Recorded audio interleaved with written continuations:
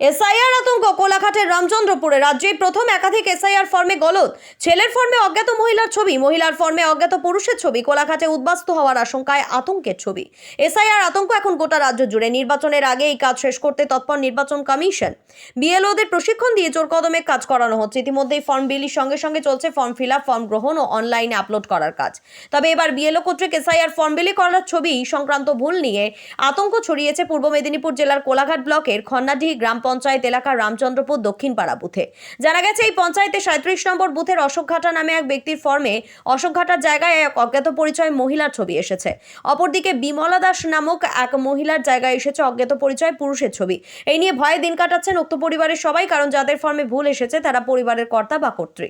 সেক্ষেত্রে তাদের ফর্ম ধরেই পরিবারের বাকিদের ফর্ম ফিল আপ হবে।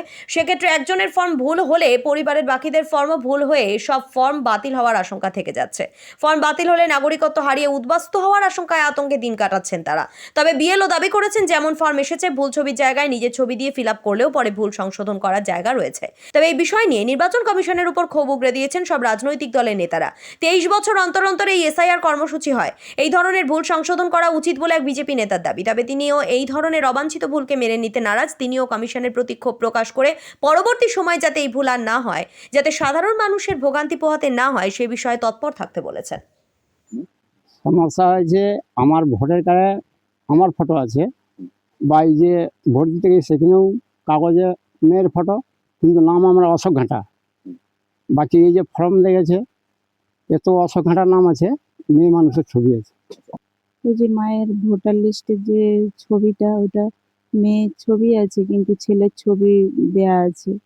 মানে ভোটার লিস্টের যে কাগজ হচ্ছে যে দেয় তাতে দেয়া আছে। এবারে ওটা সমস্যার সমাধান করতে চাই। ওটা তো আমাদের প্রমাণপত্র কিছু থাকবে না আর কি।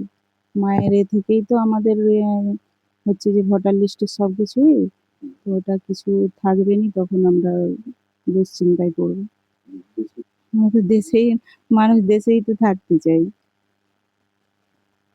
এটা তো উপর থেকে পেন্টিং হয়ে আসছে, এবার আমাদের ডিস্ট্রিবিউট করার কথা আমরা ডিস্ট্রিবিউট করেছি। হ্যাঁ, ওখানে যার বাড়িতে গিয়েছে সেখান থেকে আমাকে ফোন করা হয়েছিল যে ছেলের নাম দেওয়া আছে, মেয়ের ছবি, কি করব। এবারে আমার কালকে ভিডিওতে ট্রেনিং ছিল, আমি ইয়ারও স্যারের সঙ্গে কথা বলেছিলাম যে এখন যেহেতু ছেলের ছবিটাই চিটাবে, কোনো অসুবিধা নেই, ওখানে এডিট করার অপশান রয়েছে, কিছু ভুলভ্রান্তি থাকলে সব ঠিক হয়ে যাবে এখানে। আপনারা দেখছেন news.in, একতরফা নয়, নিরপেক্ষ খবর। আপডেটেড থাকতে সাবস্ক্রাইব করুন আমাদের চ্যানেল news.in আর বেল আইকনটি প্রেস করতে ভুলবেন না।